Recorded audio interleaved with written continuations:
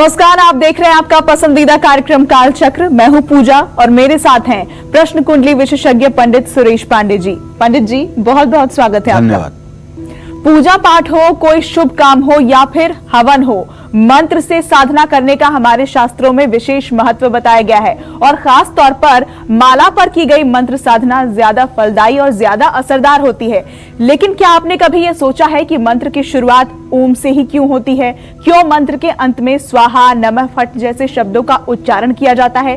क्यों मंत्र जपने वाली माला में 108 मन के ही होते हैं? अगर आपके लिए भी अब तक ये एक रहस्य है तो हो जाइए तैयार इस राज को जानने के लिए, क्योंकि आज कालचक्र में पंडित जी मंत्र और माला के गूढ़ रहस्यों से पर्दा उठाने वाले हैं। तो बने रहिए आज कालचक्र के साथ।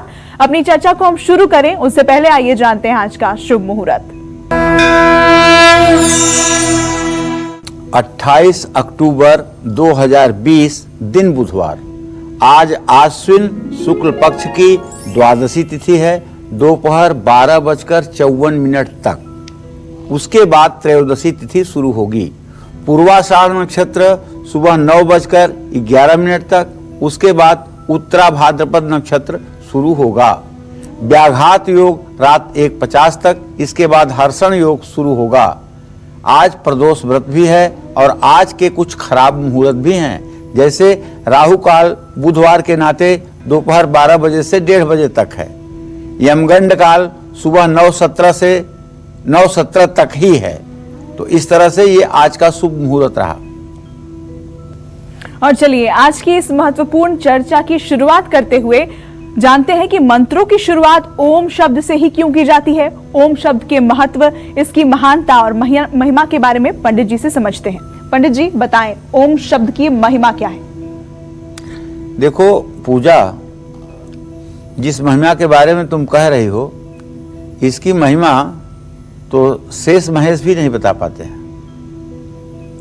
ये ओमकार की महिमा के बारे में आप जानना चाहती हो। एतद्वय अक्षरम ज्ञात्वा ब्रह्मलोके महीयते, जिसका ज्ञान हो जाने के बाद कुछ बाकी नहीं बचता है, वो है ओंकार। सनातन धर्म में ओम शब्द के 3 अक्षरों के मिलने से ये ओम बना हुआ है। अ, उ और म, 3 अक्षरों से मिलकर के ये ओम बना हुआ है। यजुर्वेद में कहा गया है कि ओम ही सर्वत्र व्याप्त अक्षर ब्रह्म है। हर अक्षर ईश्वर के अलग अलग नामों को अपने आप में समेटे हुए है। सनातन धर्म के अनुसार ओम शब्द में ब्रह्मा, श्री हरि विष्णु, भगवान महेश, भगवान शिव, इन तीनों देवताओं के गुण समाये हुए हैं। अर्थात हम दूसरी भाषा शैली में कहें तो इसे पूजा पाठ की पद्धति के भाषा में प्रणव कहा जाता है। अब थोड़ा सा प्रणव का मतलब क्या होता है? प्रणव का मतलब होता है जिसमें प्राण हो, जो प्राण का कारक हो, जिसके बिना हुए से निष्प्राण हो जाए। तो हमारा शरीर 3 गुणों से मिलकर के बना है, सतोगुण, रजोगुण, तमोगुण। भगवान कृष्ण ने गीता में कहा है, चातुर्वर्ण्यम मया सृष्टम गुणकर्म विभागशः। ब्राह्मण, क्षत्रिय, वैश्य, शूद्र चारों वर्णों का निर्माण हमने किया है गुण कर्म के आधार पर। इसका मतलब यह मत समझिएगा कि पंडित का बेटा पंडित होगा। पंडित का बेटा अगर पंडित का कार्य नहीं करेगा तो पंडित नहीं होगा। जैसा आपके अंदर गुण होगा, सतोगुण की अधिकता होगी तो आप ब्राह्मण हो जाएंगे, सतोगुण मिश्रित रजोगुण होगा तो क्षत्रिय हो जाएंगे, रजोगुण मिश्रित तमोगुण होगा तो वैश्य हो जाएंगे, और यदि तमोगुण होगा तो आप शूद्र हो जाएंगे। ये जन्म लेने से मतलब नहीं है कौन सा गुण आपके अंदर है। तो ओम एकाक्षर ब्रह्म है, एकाक्षर ब्रह्म के ही रूप में इसको जाना जाता है। एक छोटी सी बात बताऊं आपको, जब भगवान कृष्ण ने अर्जुन को अपना विराट रूप दिखाया तो अर्जुन रोने लगे। अर्जुन ने कहा, हे कृष्ण, हे यादव, हे सकेती, अरे मैंने कितनी बार आपको यादव कह दिया, कितनी बार आपको कृष्ण कह दिया, आपका नाम लेकर आपको संबोधन दे दिया, और कितनी बार तो मैंने आपको अपने बराबर मित्र कह दिया, सखा कह दिया। क्षमा करें प्रभु, आप तो अक्षर ब्रह्म हैं, आप तो ओंकार हैं, आप तो संपूर्ण सृष्टि को अपने में समाहित किए हुए हैं और समस्त सृष्टि में आप विराजमान हैं। आपका तो आदि और अंत नहीं है, आप सनातन पुरुष हैं और आप ही अक्षर ब्रह्म हैं। तो इसका मतलब अक्षर ब्रह्म ओंकार से बढ़कर के कुछ भी नहीं है, जिससे सारी प्रकृति का निर्माण हुआ है और जो सारी प्रकृति के विनाश का कारण भी होगा, वो है ओंकार। और आप एक बात कान खोलकर सुन लीजिए, ओम अक्षर का उत्पत्ति करने वाला कोई देवता, कोई ऋषि, कोई मुनि, कोई भगवान नहीं रहा है। ओंकार ओम अनहद नाद से प्रकट होता है, खुद प्रकट होता है। अनहद नाद कहां होता है? मनुष्य के नाभि पर। जहां मणिपूरक चक्र है नाभि पर, वहीं अनहद नाद का धुनकारा होता है। ये मणिपूरक चक्र जो है, यहां जब अनहद नाद होने लगता है तो व्यक्ति को जब अनहद नाद सुनाई पड़ता है तो उसे ईश्वर की प्राप्ति हो जाती है। पंजाब में राधा स्वामी संप्रदाय के लोग हैं, ब्यास नदी के किनारे उनका बहुत बड़ा आश्रम है। उनका दिल्ली में भी आश्रम है, छतरपुर में 10,000 बेड कोविड वालों के लिए उन्होंने बनवा करके सहयोग किया है। तो वो लोग केवल अनहद नाद की ही साधना करते हैं, उन्हें अनहद नाद सुनने का ही सत्संग बताया जाता है। वो एक पद्धति है परम ब्रह्म को प्राप्त करने की। तो मैं समझ रहा हूं कि ये ओंकार, अगर इसी का अजपा जप किया जाए और इसी का आश्रय लिया जाए तो इससे श्रेष्ठ इस धरती में कुछ हो नहीं सकता। अब गणेश को मंगल मूर्ति भी कहा जाता है, जिसकी वजह से इनकी सबसे पहले पूजा होती है, कलौ चंडी विनायकौ। यही कारण है कि ओंकार का सीधा संबंध भगवान गणेश से है। ओम का जप हम इसलिए करते हैं क्योंकि हम भगवान गणेश का सबसे पहले ध्यान करते हैं। ओम शब्द में कुछ ऐसी अद्भुत शक्तियां हैं जिसकी वजह से हम इस मंत्र को उच्चारण करते हैं। किसी भी मंत्र की शुरुआत में अगर ओम न लगाया जाए तो उस जाप का फल नहीं मिलता है। लेकिन दुर्गा कल्पद्रुम में क्या लिखा है? दुर्गा कल्पद्रुम में लिखा हुआ है कि ओंकार प्रणव से रहित मंत्र जो है वो मृत हो जाता है, मर जाता है, निश्चेष्ट हो जाता है। कभी आपने गौर किया कि आपकी शरीर ओम जैसी है? नहीं किया गौर ना, तो आज गौर कीजिए। आप अपने मुंह को देखिए, जरा सा ऐसे ले जाकर करिए, ओम बन जाएगा। इस हड्डी को ले आकर के जरा आप बनाइए, ओंकार का स्वरूप बन जाएगा। नीचे की हड्डियां जैसे मिल रहे हैं, उसको आप जरा घुमाकर हाथ से देखिए, ओंकार बन जाएगा। जहां भी आप देखें, जो भी जगह आप देखें, हर हड्डी के जोड़ पर आपको ओंकार दिखाई देगा। और राशि अनुसार अपनी चर्चा की शुरुआत करने से पहले काल चक्र के दर्शकों को हम बता दें कि सोमवार के दिन हम 3 लकी जन्म कुंडली विजेताओं के नाम की घोषणा करते हैं और शनिवार को हम 10 लकी लॉकेट विजेताओं के नाम की घोषणा करते हैं। इनमें से एक नाम आपका भी हो सकता है। इसके लिए आपको करना यह है कि kalchakra@bagnetwork.in, जो कि हमारी ईमेल आईडी है, इस पर आप हमें ईमेल भेज सकते हैं और इसमें आपको बताना यह है कि हफ्ते भर यानी 7 दिन कालचक्र कार्यक्रम का विषय क्या था, उसमें आपने क्या देखा, क्या आपको पसंद आया। साथ ही अगर आपका कोई सुझाव है तो वो भी आप ईमेल के जरिए हमें भेज सकते हैं। इसके अलावा आपका जो भी प्रश्न है आप उस मेल में लिखिए, साथ ही अपनी डिटेल्स लिखकर हमें भेजिए। हो सकता है कि उन विजेताओं में से एक नाम आपका भी निकले। और चलिए अब बात करेंगे मेष राशि के जातकों की। जानते हैं कि मेष राशि के जातकों का आज का राशिफल क्या कहता है और कैसी रहेगी इनकी आर्थिक स्थिति, कामकाज, रिश्ते और सेहत। साथ ही क्या है आज का उपाय, शुभ अंक और शुभ रंग। देखिए, मेष राशि के जातकों को बताना चाहूंगा कि आपका गोचर चंद्र मंगल की युति में है और चंद्रमा भी अब 12वें भाव में है मंगल के साथ। लालच में मत फंसिएगा वरना नुकसान लंबा होगा। धार्मिक कार्यों पर खर्च बढ़ेगा, ये तो अच्छी बात है। समय पर जरूरी डिसीजन नहीं ले पाएंगे। प्रॉपर्टी के काम में नुकसान हो सकता है। आज परिवार वालों से वाद विवाद बिल्कुल ना करें। सर्दी, कफ, बुखार से परेशानी हो सकती है, तनाव न लें। लुभावने अवसरों से दूर रहें। शहद का सेवन करें। शुभ अंक आपके लिए 9 होगा, शुभ रंग आपके लिए गुलाबी होगा। जय मां विंध्यवासिनी। और अब राशियों में बढ़ते हैं आगे, बात करेंगे वृषभ राशि वालों की। वृषभ राशि वालों का आज का राशिफल क्या कहता है और कैसी रहेगी इनकी आर्थिक स्थिति, कामकाज, रिश्ते और सेहत। साथ ही ये भी जानते हैं कि क्या है इनका आज का उपाय, शुभ अंक और शुभ रंग। चलिए, तो वृषभ राशि के जातकों का ग्रह गोचर ये है कि आपका राशि स्वामी शुक्र पंचम भाव में विराजमान है और आपके शत्रु और रोग के स्थान में सूर्य बुध की स्थिति बनी हुई है। ऐसे में देखा जाए तो मृत्यु भाव का बृहस्पति चतुर्थ भाव पे दृष्टि दे रहा है, तो आमदनी में तो वृद्धि होगी लेकिन खर्चे भी बेकाबू रहेंगे। इसलिए खर्चों पर काबू करने की कोशिश करें। कारोबार में नई साझेदारी फायदेमंद रहेगी और सबसे बड़ी अच्छी बात यह है कि आज आप समय पर काम पूरा कर लेंगे। परिवार और दोस्तों के साथ अच्छा समय व्यतीत होगा, आपको खुशी महसूस होगी। किसी चीज से एलर्जी होने की संभावना बनी हुई है, इसलिए दूसरों की बातों में ना आएं वरना नुकसान संभव है। किसी जरूरतमंद व्यक्ति की मदद करें। शुभ अंक आपके लिए 6 होगा, शुभ रंग आपके लिए लाल होगा। जय मां विंध्यवासिनी। और चलिए चर्चा को आगे बढ़ाते हैं। ओम शब्द के महत्व के बारे में तो पंडित जी ने आपको बता दिया और अब जल्दी से जानते हैं पंडित जी से कि ओम शब्द का हर रोज उच्चारण करने से हमें क्या लाभ होता है, कौन सी बीमारियों में ओम शब्द का उच्चारण फायदा करता है और किन लोगों को ओम शब्द का उच्चारण जरूर करना चाहिए। पंडित जी बताइए। इस संसार में जितने भी मनुष्य हैं सबको ओंकार का उच्चारण करना चाहिए।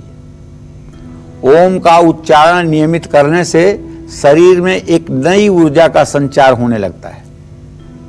घबराहट, बेचैनी अगर है तो सुबह ओम का उच्चारण जरूर करिए। हृदय रोग है तो ओम का उच्चारण आपके लिए वरदान साबित होगा।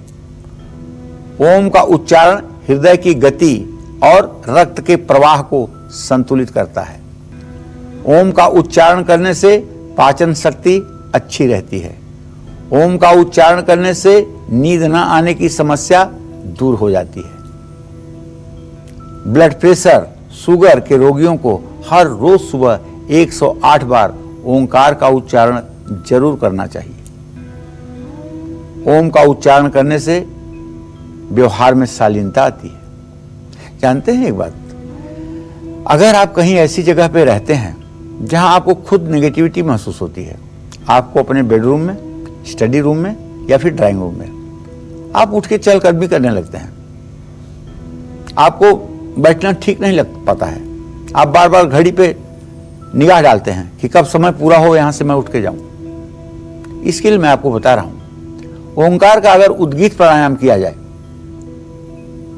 तो आप विश्वास करिए 11 बार उद्गीत प्राणायाम करने के बाद जिस कमरे में आप बैठे होंगे वहां फुल एनर्जी, आपको पॉजिटिव एनर्जी महसूस होगी। ये कैसे किया जाता है वो प्राणायाम, मैं थोड़ा सा आपको इशारे में दिखा रहा हूं। पूरी सांस को अंदर भर लीजिए और ओम कहते हुए सांस को छोड़िए।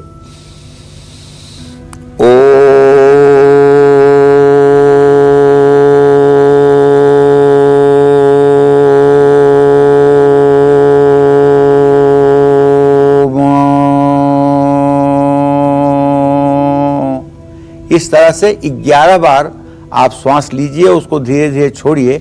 आपके कमरे में पॉजिटिविटी दिखाई देगी, आपके पूजा स्थान में पॉजिटिविटी दिखाई देगी, आपके जहां आप बैठ करके काम करते हैं वहां अगर एक बार भी कर लीजिए तो आपके अगल बगल पॉजिटिविटी दिखाई देगी और आपका जीवन इतना सरल, इतना आसान हो जाएगा कि आप खुद आश्चर्य करोगे कि कैसे इतना सब कुछ पॉजिटिव हो रहा है।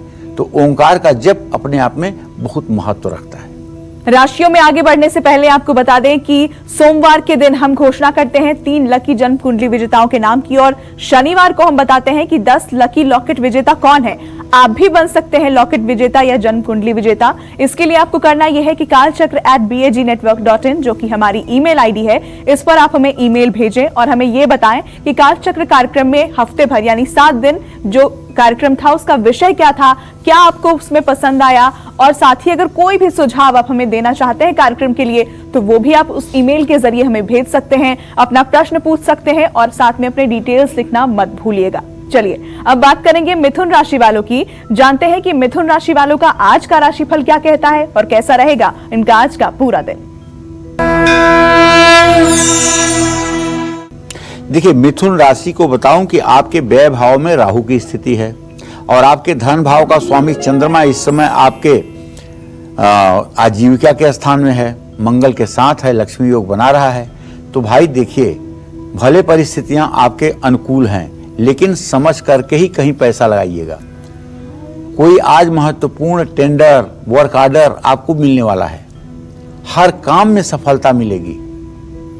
उच्चाधिकारी आपकी तारीफ करेंगे, वो भी पीठ पीछे। परिवार में मतभेद खत्म होंगे, सुख शांति बहाल होगा। आज आपको बुजुर्गों को, अगर आप बुजुर्ग हैं तो घुटनों में दर्द की समस्या हो सकती है। आज किसी चीज को लेकर के अगर आप मिथुन राशि के जातक हैं तो घमंड या अहंकार न करें। अगर कोई गलती हो जाए तो उसे मान लें। हनुमान चालीसा का पाठ करें। शुभ अंक आपके लिए 5 है, शुभ रंग आपके लिए पीला है। जय मां विंध्यवासिनी। अब बात करेंगे कर्क राशि के जातकों की। जानते हैं कि कर्क राशि वालों का आज का पूरा दिन कैसा बीतने वाला है, क्या कहता है इनका आज का राशिफल। देखिए, कर्क राशि के जातकों को बताऊं, आपके भाग्य स्थान में आपका राशि स्वामी चंद्रमा मंगल के साथ गोचर कर रहा है। ये लक्ष्मी योग बना रहा है। घर के लिए खरीदारी पर आप खर्च करेंगे, ये कोई बुरी बात नहीं है, करना चाहिए। जहां तक कामकाज का प्रश्न है तो अगर आप नौकरी करते हैं तो आप लाभ में रहेंगे, आपके दोनों हाथ में लड्डू होगा। और अगर आप व्यवसायी हैं तो कारोबार को नई ऊंचाई पर ले जाने के लिए अपनी योजनाओं में आपको सुधार करना होगा। विदेश में रहने वाले किसी निकटस्थ व्यक्ति का शुभ समाचार आपको आएगा। तनाव लेने से शुगर लेवल बढ़ सकता है, इसलिए तनाव न लें। अति आत्मविश्वास से बचें। जरूरतमंद लड़कियों के विवाह के लिए कुछ गुप्त रूप से दान करें। शुभ अंक आपके लिए 2 होगा, शुभ रंग आपके लिए आसमानी होगा। जय मां विंध्यवासिनी। आज कालचक्र में पंडित जी आपको पूजा पाठ और मंत्रोच्चारण से जुड़ी खास जानकारियां दे रहे हैं, तो ध्यान से देखते रहिए आज का कालचक्र कार्यक्रम। और मंत्र जाप से पहले जरूर जानिए मंत्र और माला का रहस्य। चलिए अपनी इस चर्चा को आगे बढ़ाते हुए बात करते हैं कि जैसा कि हम सभी जानते हैं कि हवन और यज्ञ करते समय अग्नि में आहुति दी जाती है। आहुति देते समय मंत्रोच्चारण करते हुए मंत्र के अंत में स्वाहा शब्द का उच्चारण भी किया जाता है। ऐसा क्यों होता है, इसका क्या अर्थ है और इसके पीछे का कारण क्या है, आइए जान लेते हैं इस बारे में पंडित जी से। पंडित जी बताइए, स्वाहा का प्रयोग हम क्यों करते हैं मंत्र के अंत में? जैसे स्वाहा एक शब्द है ना, इसी तरह से 5 और ऐसे शब्द हैं जिनका प्रयोग हर मंत्र में आखिर में होता है। तो 5 और 1 मिलके कितने हो गए? 6। माने 6 ऐसे शब्द हैं जो हर मंत्र के अंत में वही पाए जाएंगे। 6 के अलावा 7वां कोई अक्षर नहीं है, 7वां कोई शब्द नहीं है जो मंत्र के अंत में पाया जाता हो। तो सनातन धर्म में पूजा पाठ हवन यज्ञ का बहुत विशेष महत्व है। कोई भी शुभ कार्य हो, घर में हवन कराना आवश्यक होता है। हवन में जो हम हव्य अग्नि में देते हैं, उस हव्य को, उस हविष्य को अग्नि की पत्नी स्वाहा ले जाकर के उस देवता तक पहुंचाती हैं जिस देवता के नाम पर आहुति दी जाती है। तो अग्नि के पत्नी का नाम क्या है? स्वाहा और स्वधा। स्वाहा का काम है कि ये देवताओं को उनका हविष्यान्न पहुंचाती हैं और स्वधा पितरों को कव्य पहुंचाती हैं। पितरों का हिस्सा पितरों तक पहुंचाती हैं स्वाहा, और स्वाहा देवताओं के लिए, स्वधा पितरों के लिए। तो हर आहुति में स्वाहा शब्द इसीलिए अंत में उच्चारित किया जाता है। लेकिन कभी आपने सोचा है कि यज्ञ और हवन के दौरान हमेशा स्वाहा बोलने के लिए ही क्यों कहा जाता है? तो देखिए, दुर्गा कल्पद्रुम के अनुसार, दुर्गा कल्पद्रुम एक पुस्तक है और कर्मकांड की बड़ी महत्वपूर्ण पुस्तक है। दुर्गा कल्पद्रुम के अनुसार 6 प्रकार के पल्लव हैं। आप कहोगे पल्लव क्या होते हैं? पल्लव माने होता है वस्त्र, कपड़ा, ये जो पहने हैं ना, यही है पल्लव। आप कहेंगे तर पल्लव में रहा लुकाई, मतलब हनुमान जी पेड़ के पत्तियों के बीच में छुपे हुए थे, ताही समय तह रावण आवा। तो हनुमान जी तो उसमें पल्लव में छिपे हुए थे। पल्लव का मतलब वहां भी एक प्रकार से छिपाने का ही वस्तु हुई। तो कपड़ा भी हमको छिपाता ही है ना, वस्त्र, वस्त्र कहते हैं। तो बिना पल्लव के सभी मंत्र नंगे माने जाते हैं, नग्न माने जाते हैं। गायत्री मंत्र को छोड़ करके 6 पल्लव संपूर्ण सनातन धर्म में सभी मंत्रों के अंत में इस्तेमाल किया जाता है। ये 6 पल्लव हैं नमः, स्वाहा, वषट, वौषट, फट, हुम। अब स्वाहा वस्याकर्षण होमेसु, किसी का वशीकरण करना है या हवन करना है तो अंत में क्या जोड़ोगे? स्वाहा। आकर्षण अगर करना है तो क्या जोड़ेंगे? स्वाहा। अगर आप हवन नहीं कर रहे हैं तब इसका मतलब आप ओम ऐम ह्रीम क्लीम चामुंडाय विच्चे स्वाहा नहीं बोल सकते? बोल सकते हैं। क्यों? क्योंकि ये स्वाहा हवन के लिए भी है और वस्याकर्षण होमेसु, वशीकरण और आकर्षण के लिए भी है। अगर आपका पति आपको स्नेह नहीं देता है, आपके कुली का आपको सम्मान नहीं देते हैं, तो मैम ह्रीम क्लीम चामुंडाय विच्चे स्वाहा करने से आपके आसपास रहने वालों के मन में आपके लिए एक अच्छी विचारधारा उत्पन्न होगी। अग्निदेव की 2 पत्नियां मैंने बता दिया, स्वाहा और स्वधा। स्वाहा अग्नि में आहुति को पाकर देवताओं तक पहुंचाती है और मंत्र के अंत में जब स्वधा होता है तो जब किया जाता है तो ये देवी पिंडदान और हवन को पितरों तक पहुंचाती हैं। तो स्वधा देवी पितरों को कव्य प्रदान करती हैं, स्वाहा देवी देवताओं को हव्य प्रदान करती हैं। वेदों के अनुसार कोई भी हवन या यज्ञ तब तक सफल नहीं माना जाता है जब तक कि हवन में दी जाने वाली आहुतियों को देवता को ग्रहण न कराया जाए। लेकिन देवता ऐसा ग्रहण तभी कर सकते हैं जब अग्नि के द्वारा स्वाहा के माध्यम से अर्पण किया जाए। स्वाहा वशीकरण, आकर्षण, हवन के अंत में इस्तेमाल किया जाता है। वस्याकर्षण होमेसु, वशीकरण, आकर्षण और होम में अंत में क्या जोड़ा जाता है? स्वाहा। इसी तरह से ये जो 6 मंत्र के पल्लव हैं, इनका कहां कहां कैसे कैसे किस माध्यम से प्रयोग किया जाएगा, इस पर पूरी गंभीरता के साथ आपसे बात करूंगा। और आज का कार्यक्रम निसंदेह बहुत ही उपयोगी और जानकारी परक है। ये अब बात कर लेते हैं सिंह राशि के जातकों की। जानते हैं कि सिंह राशि वालों का आज का राशिफल क्या कहता है और कैसा बीतने वाला है इनका आज का पूरा दिन। देखिए, अगर आपकी सिंह राशि है तो आपके द्वितीय भाव का शुक्र और तृतीय भाव का सूर्य बुध और पंचम भाव का बृहस्पति इस बात का संकेत कर रहा है कि अगर आप व्यवसायी हैं तो लाभ मिलने की संभावना बनी हुई है, नया काम शुरू कर सकते हैं। लेकिन गलत फैसले आप पर भारी पड़ सकते हैं। आपके अहंकार के कारण जीवन साथी से मनमुटाव की स्थिति उत्पन्न हो सकती है। इसलिए सर्दी जुकाम जैसी बीमारियां भी आपको कुछ समय तक परेशान कर सकती हैं। हो सकता है आपके मन में डर भी पैदा करें। किसी भी गलत काम में शामिल ना हो। आज तामसिक भोजन बिल्कुल ना करें। शुभ अंक आपके लिए 1 होगा, शुभ रंग आपके लिए नीला होगा। जय मां विंध्यवासिनी। स्वाहा शब्द के अलावा और भी कई शब्द होते हैं जिन्हें मंत्रों के अंत में प्रयोग किया जाता है। ये विशेष शब्द कौन कौन से हैं, इनका क्या महत्व है और किस मनोकामना को पूरा करने के लिए इनका प्रयोग किया जाता है, आइए ये समझ लेते हैं पंडित जी से। पंडित जी बताइए। जब भी आपको समय मिले तो दुर्गा कल्पद्रुम नाम की एक पुस्तक खरीदिएगा और उसमें आप देखिएगा नवार्ण मंत्र जप विधि, मंत्र जप के 10 दोष, मंत्र जप के 10 दोष। 10 कौन से ऐसे दोष हैं जो मंत्र के जप में होते हैं और उनसे बच करके ही मंत्र करना चाहिए।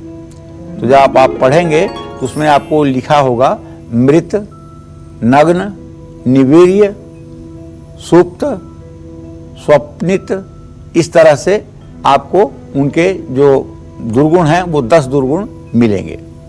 ये दुर्गा कल्पद्रुम जब आप पढ़ेंगे तो उसमें आपको बहुत विधिवत ज्ञान इसका मिल जाएगा।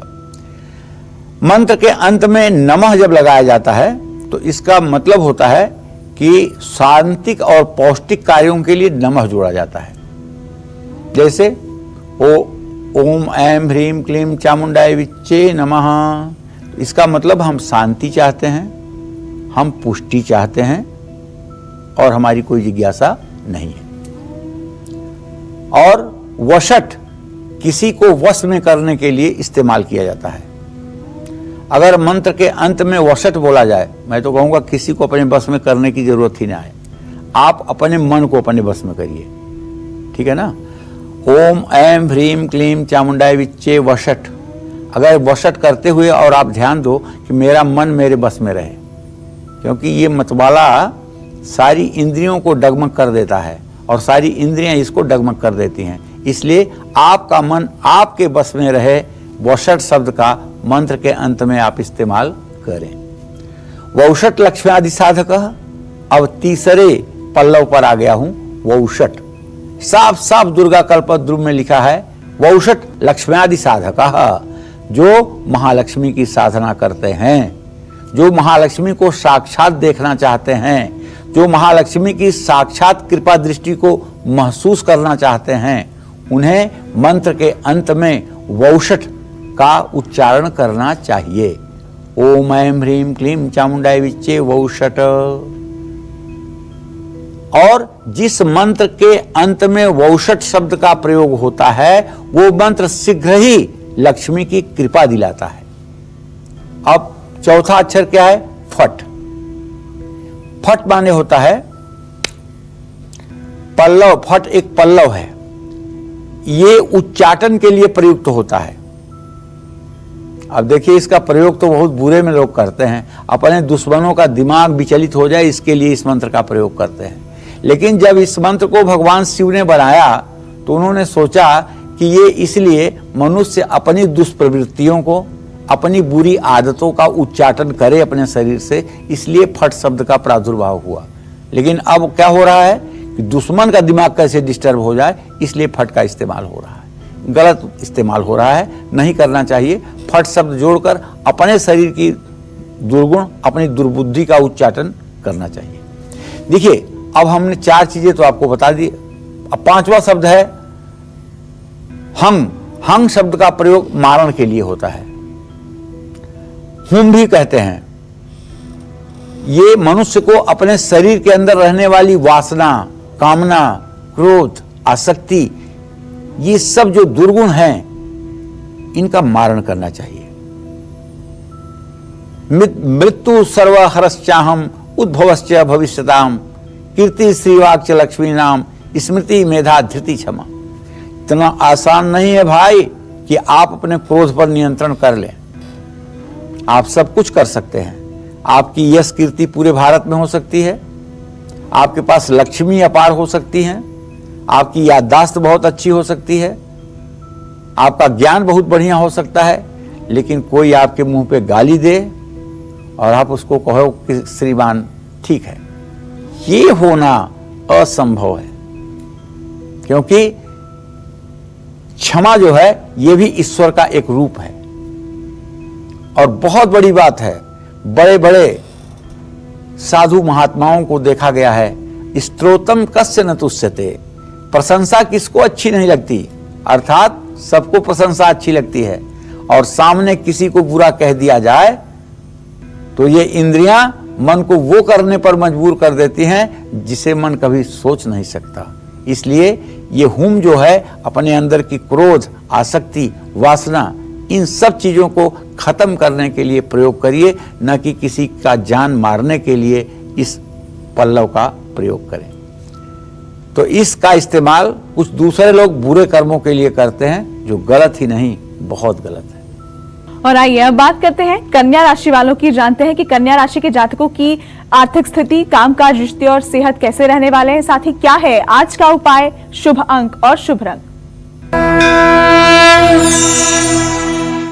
देखिए, कन्या राशि के जातकों को बताना चाहूंगा कि आपके द्वितीय भाव में नीच का सूर्य बुध के साथ है भाई, और बहुत तगड़े नीचांशक में जा रहा है।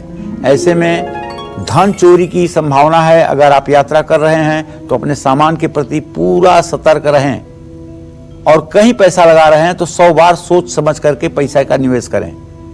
मेहनत के मुताबिक कर्मचारियों को सफलता मिलेगी। बच्चों के कारण घर में कलेश होगा। पैतृक संपत्ति के मामलों में कुछ गलतफहमियां बढ़ेंगी। शरीर में दर्द की समस्या सता सकती है। खान पान का ध्यान रखें, संभल कर यात्रा करें। और आज तुलसी का पौधा जरूर लगाएं। शुभ अंक आपके लिए 5 होगा, शुभ रंग केसरिया होगा। जय मां विंध्यवासिनी। तुला राशि वालों का आज का राशिफल क्या कहता है और कैसा बीतने वाला है उनका आज का पूरा दिन, जानते हैं इस बारे में। देखिए, तुला राशि के जातकों को बताऊं, आपके राशि में सूर्य बुध की स्थिति बनी हुई है, लेकिन आपके छठे भाव में चंद्रमंगल की स्थिति शुभ नहीं है। आज आपको मिला हुआ कोई टेंडर, कोई ऑर्डर सरकारी कानून कायदे के कारण कैंसिल हो सकता है, नुकसान हो सकता है, जिससे आपका भविष्य रुक जाएगा। नया काम शुरू करने के लिए दिन अच्छा है, लेकिन विरोधी हर कदम पर आपको नुकसान पहुंचाने की कोशिश करेंगे। जीवन साथी के साथ किसी बात को लेकर के बहस छिड़ सकती है जो उचित नहीं है। तनाव की वजह से सरदर्द, माइग्रेन की समस्या बढ़ सकती है। आज आपको दूसरों की बातों को मन में नहीं लगाना चाहिए, और मां का निरादर ना करें। पैर छूकर आशीर्वाद लें। शुभ अंक आपके लिए 6 है, शुभ रंग आपके लिए लाल है। जय मां विंध्यवासिनी। मंत्रों के महत्व और महिमा के बारे में तो पंडित जी ने आपको बता दिया। चलिए अब पंडित जी से जानते हैं कि मंत्र जाप में प्रयोग होने वाली माला में 108 दानों का महत्व क्या है। ऐसा क्यों है कि मंत्र जाप वाली माला में 108 मन के ही होते हैं, जानते हैं ये पंडित जी से। पंडित जी बताइए। देखिए, 108 ही नहीं, 54 भी होते हैं, 27 भी होते हैं। ठीक है, 108 का कोई पार्ट हो सकता है, 27 हो सकता है, 54 हो सकता है, 108 हो सकता है। और किस प्रकार का कार्य आप कर रहे हैं मंत्र जब, उस तरह से माला की मन का होती है। आमतौर पर रुद्राक्ष की माला, तुलसी की माला, ये 108 मनकों की होती हैं। और ब्रह्म को आप 4 एक जगह लिखिए, ब लिखिए, र लिखिए, ह लिखिए, म लिखिए, और नंबर 1 क को कर दीजिए और ज्ञ तक नंबरिंग कर दीजिए। अब ब का नंबर उठा करके, र का नंबर उठा करके, ह का नंबर उठा करके, म का नंबर उठा के, चारों अंकों को जोड़िएगा, 108 आएगा। ठीक है, और 27 नक्षत्र हैं और 4 दिशाएं हैं। 27 में 4 का गुणा होगा तो 108 आएगा। मतलब संपूर्ण अंतरिक्ष 108 में व्याप्त है। 27 नक्षत्र हैं, हर नक्षत्र के 4 चरण हैं। अगर 27 नक्षत्र के चारों चरणों को गुणा किया जाए तो 108 आएगा। 108 संपूर्णता का वाचक है, संपूर्ण होने का बोध कराता है। मतलब उसके ऊपर कुछ भी नहीं है, इसलिए 108 की संख्या है। संपूर्ण अंतरिक्ष 27 नक्षत्रों से परिपूर्ण है। हर नक्षत्र के 4 चरण होते हैं, इसलिए 27 में 4 का गुणा करने पे 108 की संख्या आती है। समस्त ब्रह्मांड का प्रतीक है। जो अक्षरों की वर्णमाला में ब्रह्म शब्द को लिख करके अगर इसको जोड़ा जाए तो भी 108 आता है। तो इसलिए किसी भी माला में 108 मन के होते हैं। ईश्वर का नाम 108 बार लेना भी शुभ माना जाता है। 108 का मूलांक 9 होता है, जो अपने आप में सबसे बड़ा मूलांक होता है। तो कहने का आशय यह है, भगवान राम का जन्म भी रामनवमी के दिन हुआ था, क्योंकि ये संख्या सबसे बड़ी संख्या है। वैसे तो 27 मनकों की भी माला होती है, 54 मनकों की भी माला होती है, लेकिन सनातन धर्म में तुलसी, रुद्राक्ष, कमलगट्टा, मोती सभी मालाएं 108 मनकों की ही होती है। 109वां दाना होता है, लेकिन क्या वो सुमेर कहलाता है, जिसका जप में लांघना बुरा माना जाता है और दोषपूर्ण भी होता है। माला के जप में अनामिका, मध्यमा और अंगूठा, इन्हीं 3 उंगलियों का प्रयोग किया जाता है। तर्जनी को जपमाली से बाहर निकाल दिया जाता है इस उंगली को, और कनिष्ठा को स्पर्श करने से बचाया जाता है। जपमाली में हाथ की पोजीशन यही होती है, ठीक है। और ये जब उंगली बाहर निकली रहती है तर्जनी, तो आपके ऊपर जितने भी निगेटिव इफेक्ट्स आते हैं ना, सबको इसकी रेज जो है खत्म कर देती है। इसलिए अगर ये उंगली दिखा करके किसी की तरफ कोई बात करे तो सामने वाला कहता है नीचे करो उंगली नीचे करो, मत दिखाओ। क्यों, क्या कर देती है ये उंगली? ऐसा कौन सी गोली मारती है? क्यों कहते हैं नीचे करो? इसलिए कि इससे जो रेज निकलती है ना, वो सामने वाले को बेध देती है, बेचैन कर देती है। लक्ष्मण ने तभी तो कहा कि यहाँ कुमड़ बतिया को नहीं, जे तर्जनी देख मर जाए। यही है तर्जनी, जो किसी फल को, किसी ताजे फल को, नए पौधे को अगर इसको दिखा दो 2 मिनट तो खत्म कर देगा। इसमें इतनी एनर्जी होती है। तो कहने का आशय यह है, आज हमने आपको मंत्र के पल्लव के बारे में बताया, और मुझे विश्वास है ये जानकारी आप लोग अपने आने वाली पीढ़ी को भी आगे प्रदान करेंगे। और आइए बात करते हैं वृश्चिक राशि वालों की, जानते हैं कि इनका आज का राशिफल क्या कहता है और कैसा बीतने वाला है इनका आज का पूरा दिन। वृश्चिक राशि में जो केतु की स्थिति है, जो धन भाव में बृहस्पति है, उसके आधार पर मैं आपको एक सलाह देना चाहता हूं कि अगर आज आप चाहें तो कोई इंश्योरेंस पॉलिसी ले सकते हैं। दूसरे तमाम खर्चे बढ़ सकते हैं, लेकिन कार्यों में रुकावट आ सकती है। प्रतिस्पर्धा क्योंकि बढ़ेगी, और बच्चों के साथ अच्छा समय व्यतीत होगा। पार्टनर से हर बात आपको शेयर करनी चाहिए। खान पान बिगड़ने से पेट संबंधी रोग भी हो सकता है, इसलिए जरूरत से ज्यादा क्रोध आपके काम में नुकसानदायक होगा। आज आपको गाय को गुड़ खिलाना चाहिए। शुभ अंक आपके लिए 9 होगा, शुभ रंग आपके लिए सफेद होगा। जय मां विंध्यवासिनी। चलिए अब बात करते हैं धनु राशि वालों की। क्या कहता है धनु राशि का आज का राशिफल, कैसा रहेगा धनु राशि के जातकों का आज का पूरा दिन, जानते हैं इस बारे में।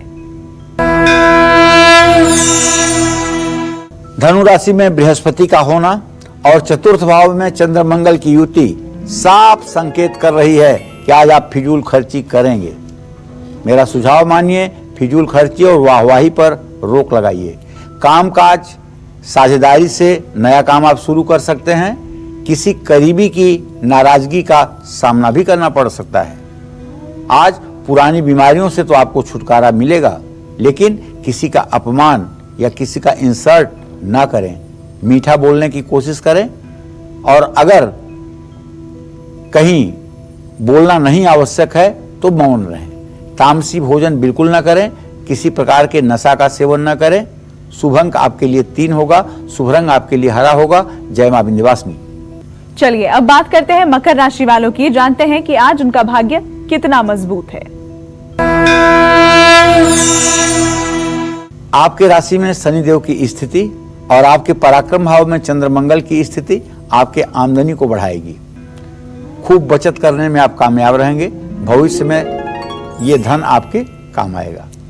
अगर आप विद्यार्थी हैं तो पढ़ाई पर ध्यान दो भाई। बिना सलाह लिए कोई बड़ी योजना मत बना डालिए। किसी समझदार व्यक्ति से परामर्श कर लीजिए। और यदि विवाह योग्य आप हैं तो शादी की बात पक्की हो सकती है। अगर खान पान बिगड़ेगा तो अपच की समस्या भी हो सकती है, क्योंकि वृश्चिक राशि का चंद्रमा तो आप जानते हैं नीच राशि का होता है।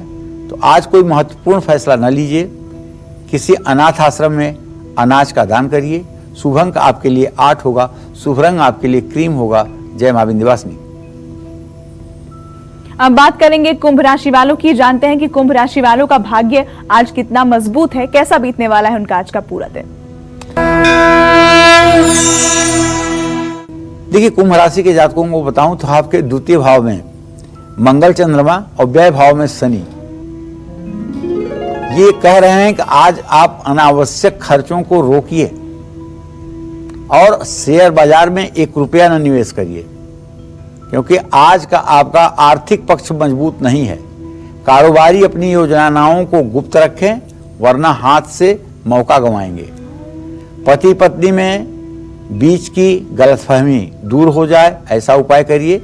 दिनचर्या बिगड़ने से स्वास्थ्य पर असर पड़ेगा। सावधानी बरतनी चाहिए। आज किसी का भी अपमान आपको नहीं करना चाहिए। सुंदरकांड का पाठ करना चाहिए। शुभ अंक आपके लिए 8 है, शुभ रंग आपके लिए नारंगी है। जय मां विंध्यवासिनी। घर में शोकेस है तो जरूर करें गौर, क्योंकि शोकेस का आपकी किस्मत के साथ बहुत गहरा कनेक्शन है। वो क्या कनेक्शन है, इस बारे में जानते हैं पंडित जी से। पंडित जी बताएं। देखिए, शोकेस की बात करेंगे जो आमतौर पर हर संपन्न परिवारों में होता है।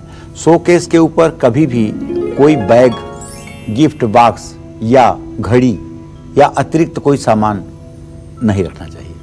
शोकेस को अव्यवस्थित होने से व्यक्ति के जीवन में अनिश्चितता का माहौल उत्पन्न हो जाता है। आपका शोकेस लकड़ी का है तो इसे दक्षिण पूर्व दिशा में आप लगाइएगा। धातु का शोकेस है या मेटल का बना हुआ है तो इसे पश्चिम दिशा में लगाइएगा। अगर आपका शोकेस पत्थर का है, संगमरमर का है तो इसे दक्षिण दिशा में लगाइएगा। लेकिन इस बात का ध्यान रखिएगा कि दक्षिण पूर्व और दक्षिण पश्चिम दिशा में रखे शोकेस में आईना न लगना चाहिए। कांच लगना, आईना नहीं लगवाना चाहिए, कांच नहीं लगवा सकते हैं। अब मैं आपको बताता हूं कि आपके घर में शोकेस है तो आपको किन बातों का ध्यान रखना चाहिए। देखिए, शोकेस में धूल ना जमने दें, मकड़ी के जाले भी ना लगने दें। शोकेस का कांच अगर टूटा हुआ है तो इसे तुरंत बदलवा दें। शोकेस में अखबार बिछाकर रखें तो इसकी जगह गोल्डन या सिल्वर रंग के चार्ट पेपर, पैकिंग पेपर लगाना चाहिए। ये सब उपाय करने से आपका जीवन सुरम्य ढंग से व्यतीत होगा। और आगे बढ़ने से पहले बता दें कि अगर आप काल चक्र के नियमित दर्शक हैं तो आपके पास मौका है लकी जन्म कुंडली विजेता बनने का, लकी लॉकेट विजेता बनने का। इसके लिए आपको kalchakra@bagnetwork.in जो कि हमारी ईमेल आईडी है, इस पर भेजनी है ईमेल, जिसमें आपको बताना यह है कि 7 दिन कालचक्र कार्यक्रम का हफ्ते भर का विषय क्या था, उसमें क्या आपको पसंद आया। इसके साथ अगर कोई भी सुझाव आप हमें कार्यक्रम को लेकर देना चाहते हैं वो भी आप उस ईमेल के जरिए हम तक पहुंचा सकते हैं। और अगर आपका कोई भी सवाल है वो सवाल आप उस ईमेल के जरिए हमसे पूछिए, साथ में अपने डिटेल्स लिखना मत भूलिएगा। और चलिए अब बात करते हैं मीन राशि वालों की, जानते हैं कि आज उनका भाग्य कितना मजबूत है। देखिए, मीन राशि के जातकों को कहना चाहूंगा कि आपके ग्रह गोचर में आपके राशि में चंद्र मंगल की युति है और कारोबार में नई योजनाएं आप लागू कर सकते हैं। रुका हुआ पैसा भी आपको मिल जाएगा और कारोबार में नई योजनाएं आप लागू कर सकते हैं, इसमें कोई संशय नहीं है। दोस्तों से मुलाकात हो गई, लेकिन घर में तनाव का माहौल बढ़ेगा। थकान महसूस करेंगे। योग और आसन करें। दुविधा की स्थिति में हों तो कोई भी फैसला टाल दें। आज भोजन का अपमान बिल्कुल ना करें। खाना बर्बाद ना करें। शुभ अंक आपके लिए 3 होगा। शुभ रंग आपके लिए हरा होगा। जय मां विंध्यवासिनी। पंडित जी बहुत बहुत धन्यवाद आपका। धन्यवाद। और हम उम्मीद करते हैं कि आपको आज का हमारा ये विषय बहुत पसंद आया होगा। कल फिर एक नए विषय और आपकी परेशानियों को दूर करने के लिए ढेरों उपाय लेकर आएंगे हम पंडित सुरेश पांडे जी के साथ। तब तक के लिए काल चक्र की पूरी टीम को दीजिए इजाजत, लेकिन देश दुनिया की तमाम खबरों के लिए आप देखते रहिए न्यूज़ 24। नमस्कार। नमस्कार, मैं हूं मानक गुप्ता। अगर आपको हमारा ये वीडियो पसंद आया हो तो इसे लाइक और शेयर जरूर करें। और हाँ, हमें सब्सक्राइब और फॉलो करना ना भूलें ताकि आप देश और दुनिया की कोई खबर मिस ना करें। तो जुड़े रहिए हमारे साथ और देखते रहिए न्यूज़ 24।